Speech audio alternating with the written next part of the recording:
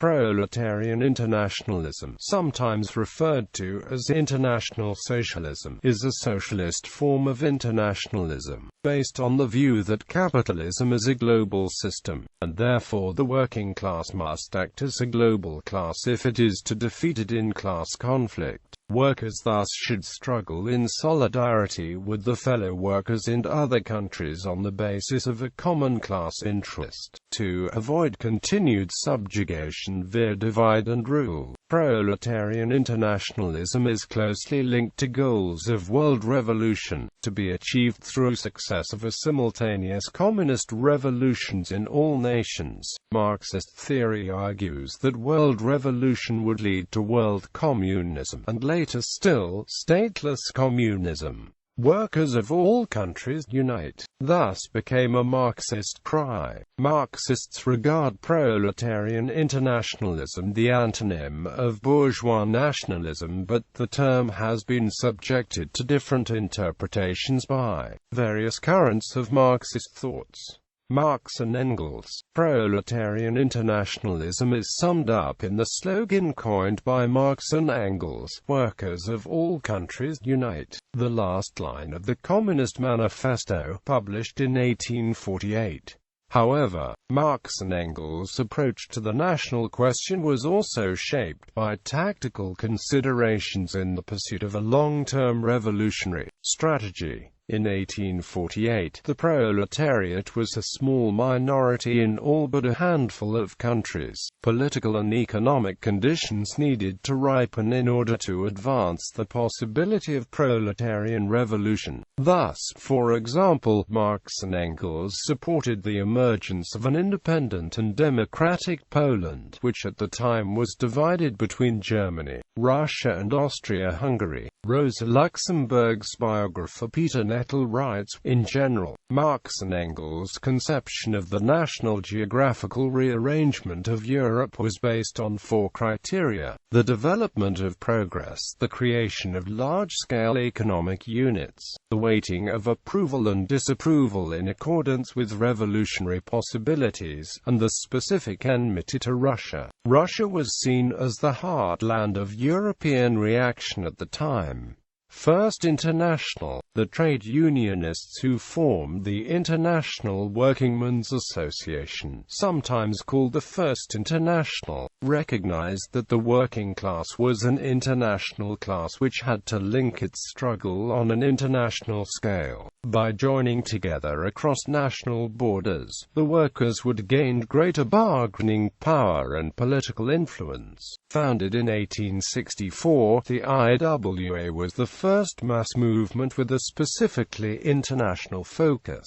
At its peak, the IWA had 5 million members, according to police reports from the various countries in which it had a significant presence. Repression in Europe and internal divisions between the anarchist and Marxist currents led eventually to its dissolution in 1876.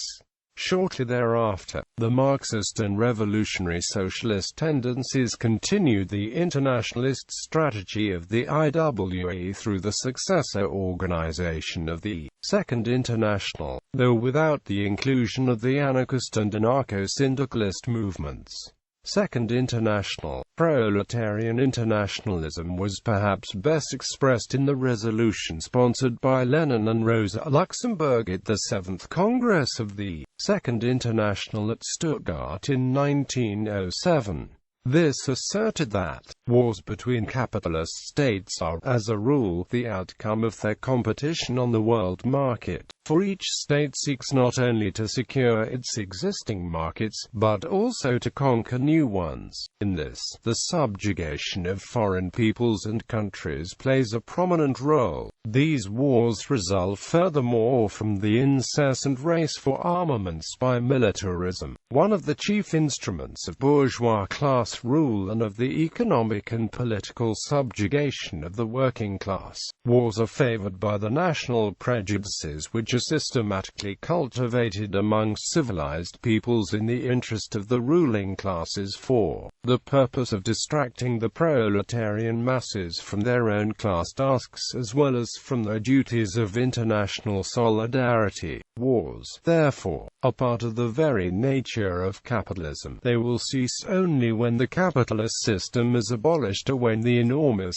sacrifices in men and money required by the advance in military technique and the indignation called forth by armaments drive the peoples to abolish this system. The resolution concluded that, if a war threatens to break out, it is the duty of the working classes and the parliamentary representatives in the countries involved, supported by the coordinating activity of the International Socialist Bureau, to exert every effort in order to prevent the outbreak of war by the means they consider most effective, which naturally vary according to the sharpening of the class struggle and the sharpening of the general political situation. In case war should break out anyway, it is their duty to intervene in favor of its speedy termination, and with all the powers to utilize the economic and political crisis created by the war to rouse the masses and thereby to hasten the downfall of capitalist class rule. Quote, in fact, Luxemburg and Lenin had very different interpretations of the national question. Lenin and the Bolsheviks opposed imperialism and chauvinism by advocating a policy of national self-determination, including the right of oppressed nations to secede from Russia. They believed this would help to create the conditions for unity between the workers in both oppressing and oppressed nations. Specifically, Lenin claimed the bourgeois nationalism of any oppressed nation has a general democratic content that is directed against oppression, and it is this content that we unconditionally support. By contrast, Luxemburg broke with the mainstream Polish Socialist Party in 1893 on the national question. Luxemburg argued then that the nature of Russia had changed since Marx's day. Russia was now fast developing as a major capitalist nation, while the Polish bourgeoisie now had its interests linked to Russian capitalism. This had opened the possibility of a class alliance between the Polish and Russian working class. In the event, the leading party of the Second International, the SPD, voted overwhelmingly in support of Germany's entry into the First World War by approving war credits on 4 August 1914. Many other member parties of the Second International followed suit by supporting national governments, and the Second International was dissolved in 1916.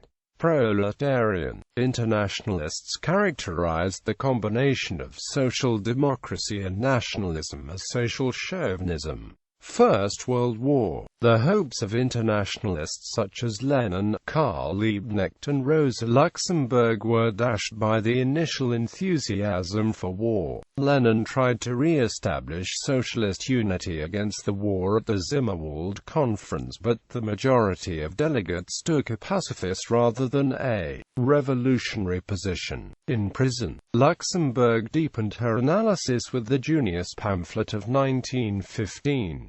In this document she specifically rejects the notion of oppressor and oppressed states. Imperialism is not the creation of one or any group of states. It is the product of a particular stage of ripeness in the world development of capital, an innately international condition, an indivisible whole, that is recognizable only in all its relations, and from which no nation can hold aloof at will. Proletarian internationalists now argued that the alliances of the First World War had proved that socialism and nationalism were incompatible in the imperialist era, that the concept of national self-determination had become outdated, and in particular, that nationalism would prove to be an obstacle to proletarian unity. Anarcho-Syndicalism was a further working-class political current that characterized the war as imperialist on all sides, finding organizational expression in the industrial workers of the world. The internationalist perspective influenced the revolutionary wave towards the end of the First World War, notably with Russia's withdrawal from the conflict following the Bolshevik Revolution and the revolt in Germany beginning in the naval ports of Kiel and Wilhelmshaven that brought the war to an end in November 1918.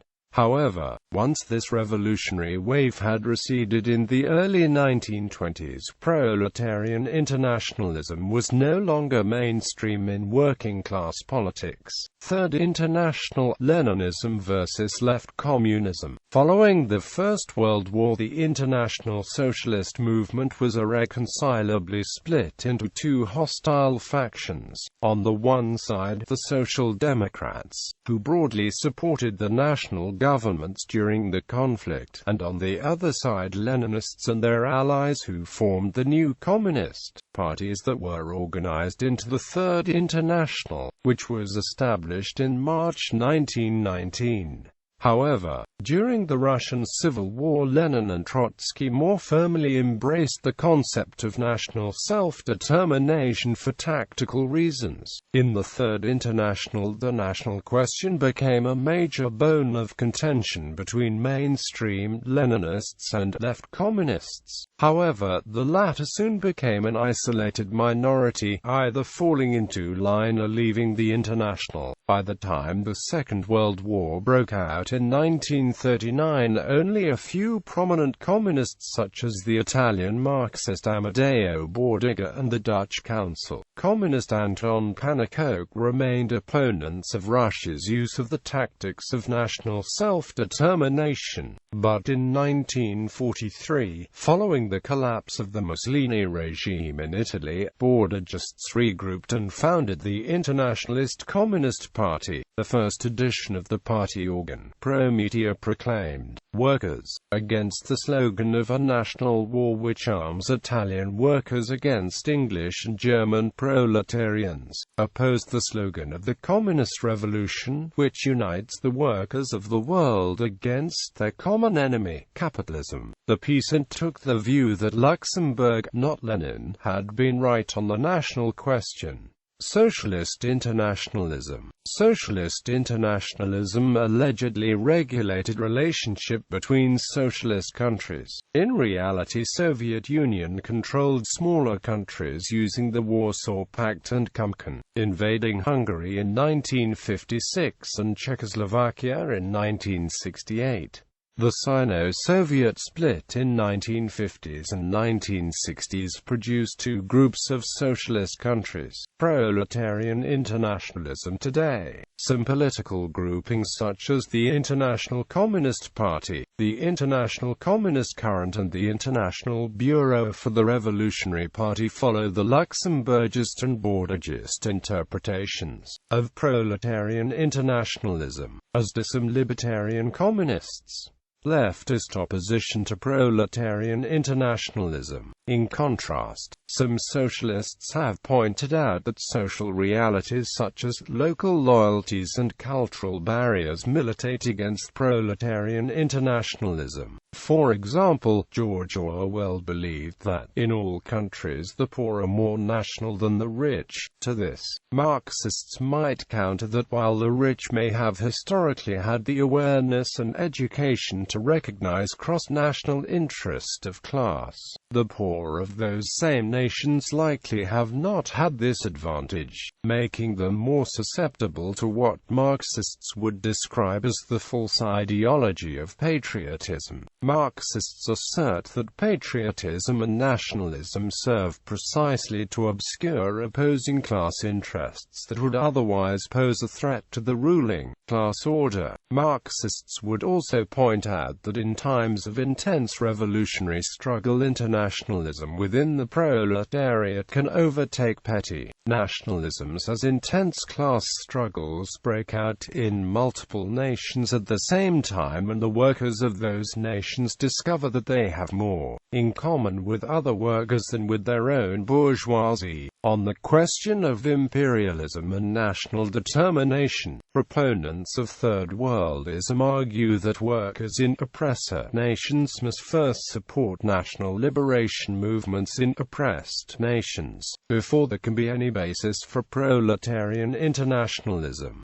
For example, Tony Cliff, a leading figure of the British Socialist Workers' Party, denied the possibility of solidarity between Palestinians and Israelis in the current Middle East situation, writing, "Israel is not a colony suppressed by imperialism, but a settler's citadel, a launching pad of imperialism. It is a tragedy that some of the very people who had been persecuted and massacred in such bestial fashion should themselves be driven into a chauvinistic, militaristic fervor, and become the blind tool of imperialism in subjugating the Arab masses." Trotskyists argue that there must be a permanent revolution in third world countries, in which a bourgeoisie revolution will inevitably lead to a workers' revolution with an international scope. This can be seen in the Bolshevik Revolution before the movement was stopped by Stalin, a proponent of socialism in one country. Because of this threat, the bourgeoisie in third world countries will willingly subjugate themselves to national and capitalist interests in order to prevent a proletarian uprising. Internationalists would respond that capitalism has proved itself incapable of resolving the competing claims of different nationalisms,